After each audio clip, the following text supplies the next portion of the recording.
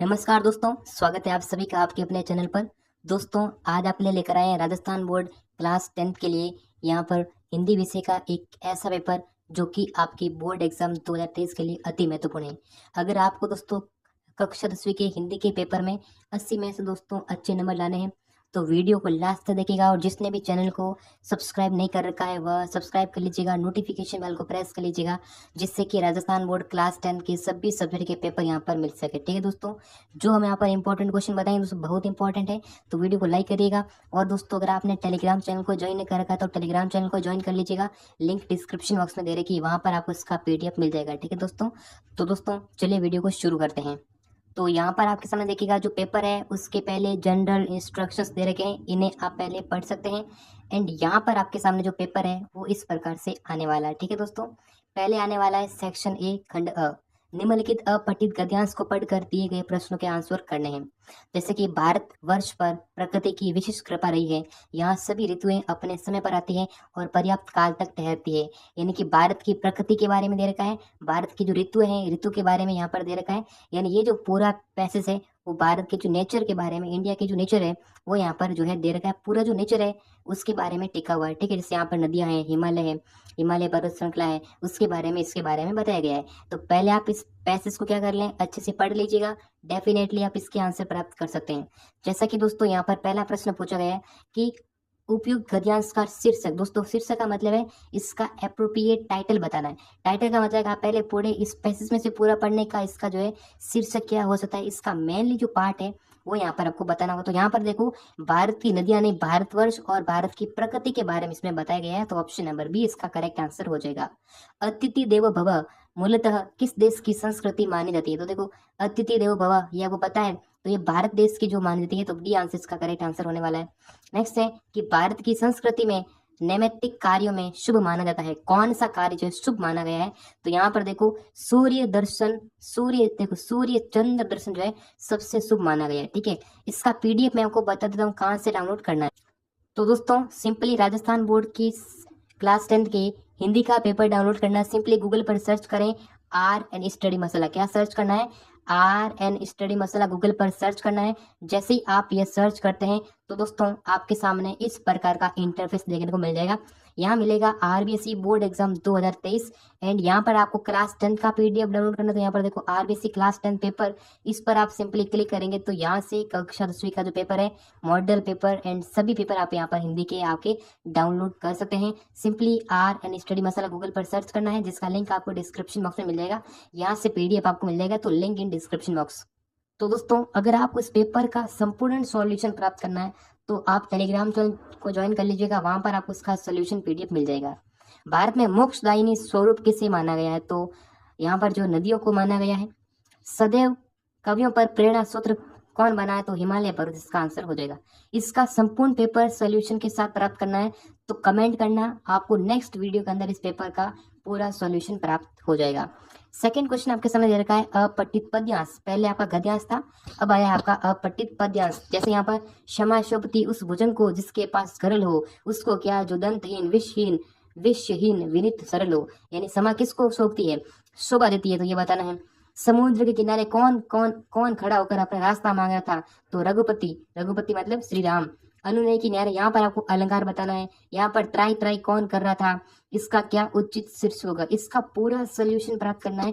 दोस्तों इस वीडियो में आपको पेपर का सॉल्यूशन बताएंगे तो बहुत बड़ा वीडियो हो जाएगा, इसलिए आप कमेंट करना, नेक्स्ट वीडियो में आपको इस पेपर का पूरा सॉल्यूशन करा दिया जाएगा। इसलिए टेलीग्राम चैनल को ज्वाइन कर लीजिएगा, लिंक डिस्क्रिप्शन बॉक्स में दे रखी है, वहां पर आपको इसका PDF एंड सॉल्यूशन मिल जाएगा, तो लिंक इन डिस्क्रिप्शन। ठीक है दोस्तों, यहाँ पर भी आपके सामने इस पद्यांश के सवाल बनाए गए हैं। नेक्स्ट आपके सामने सवाल दे रखा है, रिक्त स्थानों की पूर्ति करनी है, 6 नंबर का सवाल दे रखा है।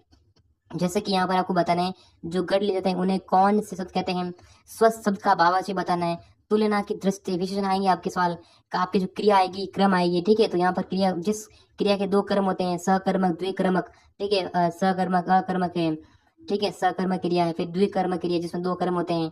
अत्याचार में मूल शब्द कौन सा है? अति है। तो यहाँ पर भी आपको जो अध्यापक में कौन सा उपसर्ग है, तो ये ध्यान रखना कि उपसर्ग होते हैं ना वो आगे लगते हैं, और जो प्रत्यय होता है ना वो किसी भी शब्द क्या लगते हैं, पीछे लगते हैं। तो उपसर्ग और प्रत्यय में आपको सिंपली ये थोड़ा सा ध्यान रखना होता है। नेक्स्ट आपके सवाल दे रखे किताब के 12 सवाल होने वाले हैं 12 नंबर के। 20 वर्ड के अंदर आपको इस उत्तर लिखना है। जैसे यशोदा शब्द का संधि विच्छेद करके इसका संधि का नाम लिखना है। कर्मधारय समास के उदाहरण सहित आपको बताना है। जब खाएगा बड़े खोर तब पाएगा दुनिया में ठोर, तो ये आपको अर्थ लिखना है इसका। लोकोक्ति का मुहावरा का बताना है। मृत तृष्णा होना, नेताजी का चश्मा आपको यहाँ पर क्या संकेत करता है, सारे सवाल आपकी किताब से रिलेटेड है। मनु भंडारी, तो ये आपके सवाल आने वाले हैं। फिर आगे यहाँ पर आपको सेक्शन बी दे रखा है, जिसमें भी यहाँ पर आपके सवाल पूछे गए हैं। जैसे कि जापान में अगेना एक जले हुए पत्थर पर एक उजली छाया देकर क्यों सोचा। इस तरीके से आप सवाल, किताब वाले सवाल है, इनको सॉल्व कर सकते हैं। फिर यहाँ पर देखो पंक्तियों का भाव स्पष्ट करना है। जैसे हिंदी भाषा के विकास में फादर बुल्के का क्या योगदान रहा है, उसका क्या यहाँ पर जो है योगदान बताना। ठीक है, काशी को संस्कृत की पाठशाला क्यों कहते हैं। सारे जो है 2-2 नंबर के सवाल होने वाले हैं। फिर आने वाला है सेक्शन सी, खंड स आने वाला है। यहाँ पर आपको स प्रसंग व्याख्या करनी है गद्यांश की। ठीक है, 3 नंबर का सवाल आपको होने वाला है। तो व्याख्या में देखो एक आपका क्या आएगा दोस्तों, पहले करनी पड़ेगी, आपको लिखना पड़ेगा प्रसंग। क्या लिखना पड़ेगा, प्रसंग लिखना पड़ेगा, जिसमें आपको बताना पड़ेगा कि ये जो गद्यांश है वो हमारी पाठ्य पुस्तक लिखना है। फिर ये कौन से चैप्टर से लिया गया है और इसके लेखक कौन है। फिर आपको इसकी करनी पड़ेगी व्याख्या। व्याख्या में तो दोस्तों पूरा आपको इसका पूरा जो डिटेल में एक्सप्लेनेशन करनी पड़ेगी। आप प्रसंग में दोस्तों एक लाइन जो है संक्षेप में दोस्तों इसका पूरा भाव स्पष्ट कर लेना। बाकी व्याख्या में आपको एज इट इज एक लाइन का यहाँ पर एक्सप्लेन करना होगा। फिर ये आपका अथवा में दे रखा है। 18वां सवाल दे रखा है कि पद्यांश की सप्रसंग व्याख्या करनी। पहले गद्यांश का था, अब पद्यांश का है, तो इसमें दोस्तों क्या करना पड़ेगा, आपको प्रसंग लिखना पड़ेगा एंड देन इसकी व्याख्या करनी पड़ेगी। तो ये प्रसंग अपना 1 नंबर का है और व्याख्या 2 नंबर की है। टोटल आपका जो 3 नंबर का ये होने वाला है। नेक्स्ट क्वेश्चन दे रखा है अथवा में, ये भी है छाया मत छूना कविता के माध्यम से कवि ने मानव मन के दुखी होने के कौन कौन से कारण बताए हैं। कन्यादान कविता में बेटी को क्या सीख दी है, वे सीख वर्तमान युग में क्यों प्रासंगिक है, ये आपको बताना है। ये भी 3-3 नंबर का सवाल होने वाला है। तो इस प्रकार से 20 सवाल भी होने वाला है। 21 सवाल आपके सामने दे रखा है, जो 300 से 350 वर्ड में जो है सार गर्भित निबंध लिखना है किसी एक विषय पर। ठीक है, तो यहाँ पर देखो भारतीय नारी एंड यहाँ पर भी आपको देखिए 4 इसके पॉइंट दे रखे हैं। तो अब की बार तो बहुत बढ़िया सोने पे सुहागा है, पॉइंट भी मिलने वाला है। बढ़ती महंगाई की समस्या, ग्लोबल वार्मिंग एक विकट समस्या है। और यहाँ पर देखो आत्मनिर्भर भारत योजना, ये भी आपको लिखना पड़ेगा। निबंध दे रखा है 4 नंबर का। जयपुर से आपके मित्र सुरेश ने आपको अपने भाई की शादी पर आमंत्रित किया है, इनवाइट किया है। आप परीक्षा में व्यस्त होने के कारण जाने में असमर्थ हैं, तो असमर्थता व्यक्त करते हुए सुरेश को एक बधाई पत्र लिखना है 4 नंबर का। या फिर आप अथवा में कर सकते हैं, एक शिकायती पत्र लिख सकते हैं जल संकट की समस्या के बारे में। जल संरक्षण का संदेश अपना तो विज्ञापन तैयार करना है। और आपके क्षेत्र में नया अंग्रेजी माध्यम खुला है, स्कूल खुला है, तो एक आकर्षक विज्ञापन यानी कि एडवर्टाइजमेंट करना है।